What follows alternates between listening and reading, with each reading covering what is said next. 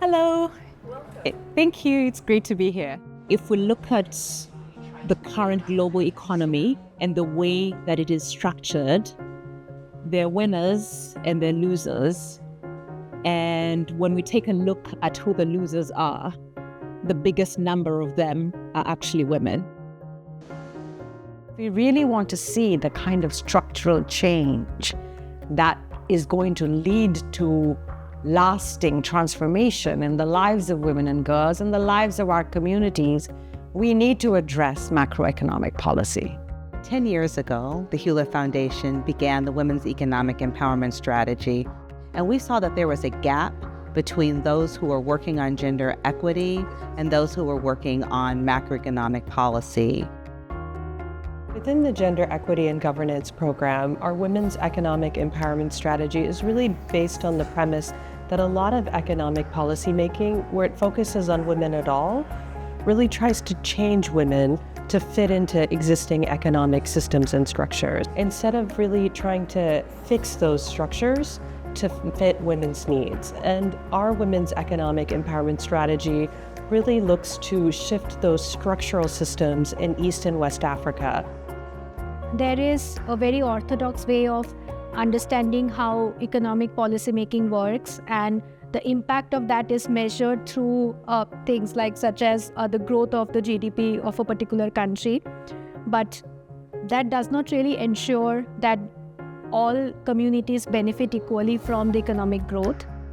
When you look around in Africa, most of the policies have been designed without taking into consideration the impact these policies have on the women, especially the women in the informal sector.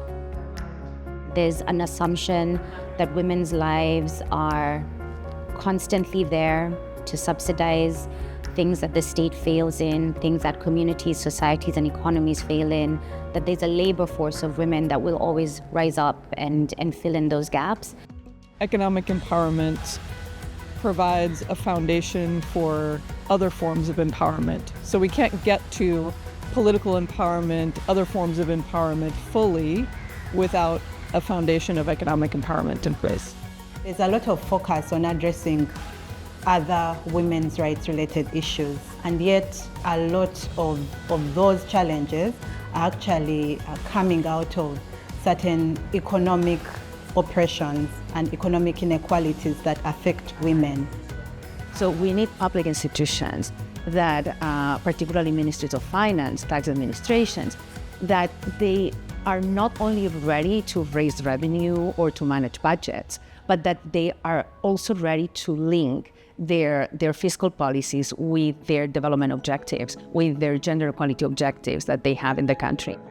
Women's economic empowerment is diverse, it's not unidirectional, and so bringing people who work, for example, in childcare, social protection here, GBV on the other side, issues of climate change on this other end, financial inclusion, this all build up the body or the field of knowledge that we need to address this issue that has been disintegrated for far too long.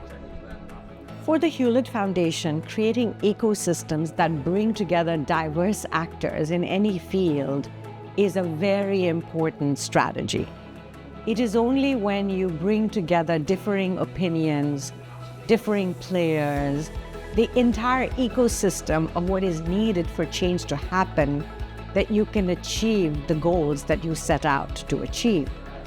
So one thing that we believe at the Hewlett Foundation is the power of convening. Convening people who are in the same field to be able to strengthen their connections, to promote shared learning amongst them. Whether they come from the human rights field, the economic development field, or the gender equality field, whether they're civil society organizations, think tanks that focus on research, or multilateral organizations that provide technical assistance to government. Knowing that a lot of us being in the women's economic empowerment space are coming from a personal point, where our experiences, our personal experiences with ourselves, our mothers, our grandmothers is what brought us here. And that gives me hope that we're all fighting towards the same thing, and there is passion there, there's energy there, there's strength in that. The discussion we ended on today about what is the vision that we want in the future, what we envisioned is sort of a coalescing around the concept of well-being rather than growth. We've heard from so many different voices and communities across East and West Africa. We've also seen the power of the conversations in the room. For us, it reinforces our commitment to creating ecosystems where differing opinions, a wide variety of perspectives inform strategy, inform how we move forward together.